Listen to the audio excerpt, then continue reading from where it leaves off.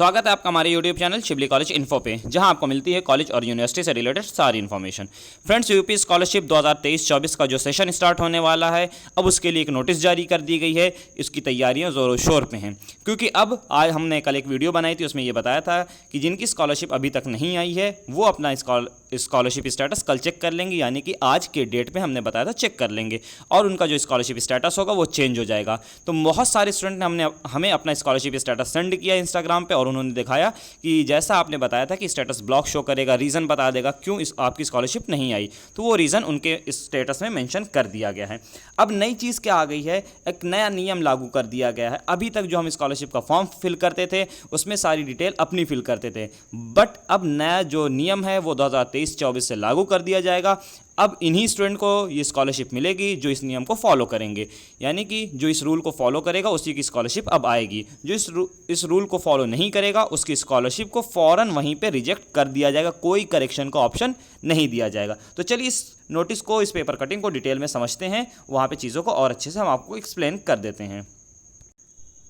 अगर आप हमारे चैनल पर नए हैं तो चैनल को ज़रूर से सब्सक्राइब कर ले, ताकि सारी इन्फॉर्मेशन आपको नोटिफिकेशन के थ्रू मिल सके। आपको यहाँ पे हेडिंग जो डाली हुई है देख सकते हैं, लिखा हुआ छात्रवृत्ति के आवेदन के लिए देना होगा पिता का भी आधार और पैन। अभी तक पैन कार्ड किसी का भी नहीं लगता था, आधार कार्ड सिर्फ और सिर्फ उस स्टूडेंट का लगता था जिन स्टूडेंट स्कॉलरशिप के लिए अप्लाई करते थे। बट अब क्या हो गया है, जो फादर है उनका भी आधार कार्ड लगेगा और पैन कार्ड लगेगा।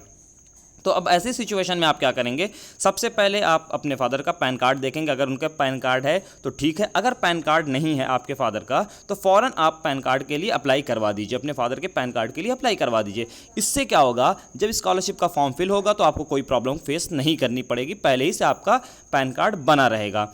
बहुत से ऐसे स्टूडेंट होते हैं जो इस वीडियो को स्किप कर देते हैं, छोड़ो जाने तो कोई नहीं होगा, बाद में देखा जाएगा, तो फिर वही स्टूडेंट बाद में परेशान होते हैं। हम वीडियो बना करके आपको इन्फॉर्मेशन देते हैं बट आप स्किप कर देते हैं, जो कि आप ही की काम की होती है, मेरी कोई काम की वीडियो नहीं होती है। तो आप लोग इसलिए कह रहे हैं अभी से बनवा के रख लीजिए, क्योंकि उस टाइम में जब सभी स्टूडेंट बनवाने लगेंगे तो वेबसाइट क्रैश कर जाती है और बहुत टाइम लग जाता है कि ज़्यादा लोग अप्लाई कर दिए हैं, अब टाइम लगेगा। और उस बीच कभी कभी ये होता है कि डेट निकल जाती है, डेट चली गई, अब क्या होगा, आप स्कॉलरशिप से हाथ धो बैठेंगे, आपको स्कॉलरशिप अब नहीं मिलने वाली है। तो ये सारा काम आप पहले ही से कर लीजिए। तो चलिए नोटिस को हम पूरा पढ़ के आपको बता देते हैं कि इसमें क्या क्या चीज़ें कही गई हैं। तो यहाँ पे आप देखिए, लिखा हुआ छात्रवृत्ति व शुल्क भरपाई के ऑनलाइन आवेदन में अब छात्रों को अपने पिता का भी आधार पैन देना होगा। तो आपको अपने फादर का आधार कार्ड भी देना होगा और उसके साथ साथ पैन कार्ड भी देना होगा। आयकर विभाग की वेबसाइट से आय को मिलान के लिए ये कवायद शुरू की जा रही है। इनकम टैक्स रिटर्न ITR में निर्धारित सीमा से अधिक आय पर आवेदन रद्द हो जाएगा। यानी कि अब जैसे आपकी जो इनकम है, आपके फादर की जो आय, यहाँ पे इनकम टैक्स का वो होता है कि एक लिमिट होती है कि इतने लिमिट तक वाले स्कॉलरशिप के लिए अप्लाई कर सकते हैं। तो वो लिमिट क्या है वो भी इसमें दिया हुआ है, तो चलिए उसको भी बता देते हैं।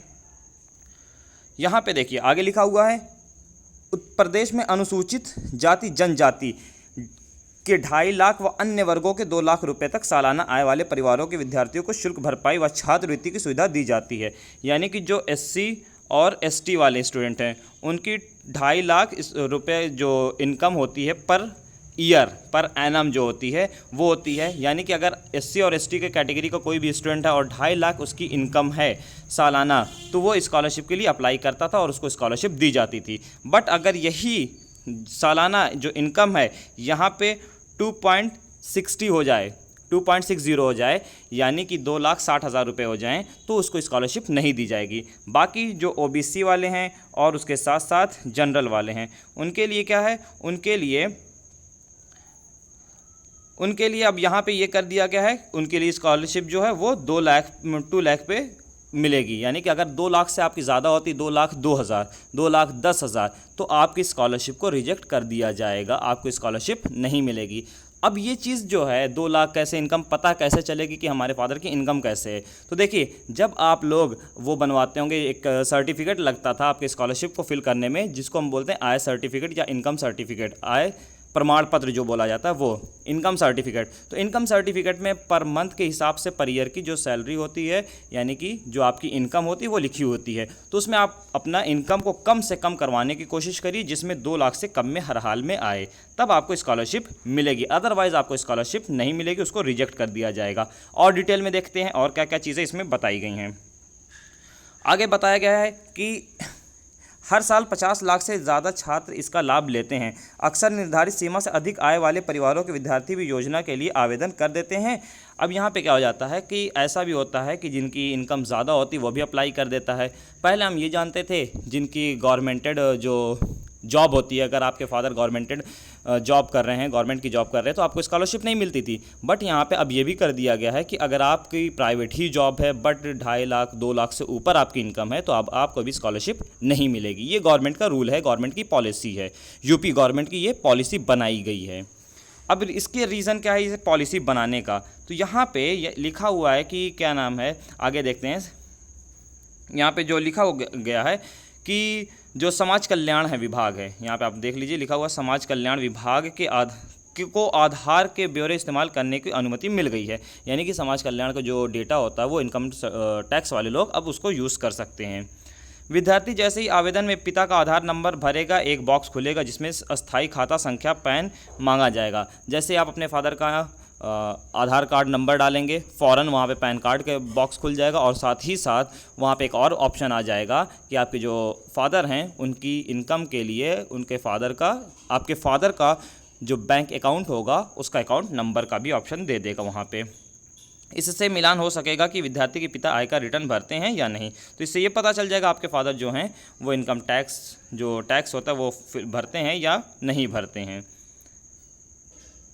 उनकी आय कितनी है। और इससे साथ ये भी पता चल जाएगा आपके फादर की आय या इनकम कितनी है। आय ज़्यादा होगी तो आवेदन पर आपत्ति लग जाएगी। अगर आपके फादर की इनकम ज़्यादा होगी तो वहाँ पे आपत्ति लग जाएगी, उस पर रोक लगा दिया जाएगा। आपत्ति का जवाब ना मिलने पर आवेदन रद्द हो जाएगा। आपत्ति लगा के मतलब ये पूछेंगे आपसे, आप ये बताइए कि आपकी जो इनकम है ज़्यादा है बट आप फिर भी स्कॉलरशिप क्यों अप्लाई कर रहे हैं। तो आप बता दीजिएगा नहीं, इनकम जो हमारे फादर की है वो 2 लाख से कम। अगर आप उसका सही सही रीज़न ब्यौरा दे पाएंगे तो आपकी स्कॉलरशिप का फॉर्म सही हो जाएगा, नहीं तो आपके स्कॉलरशिप का फॉर्म वहीं पे फ़ौरन रिजेक्ट कर दिया जाएगा। फिल करते ही टाइम पे फिल करने के बाद ही आगे कोई कार्रवाई नहीं होने वाली है।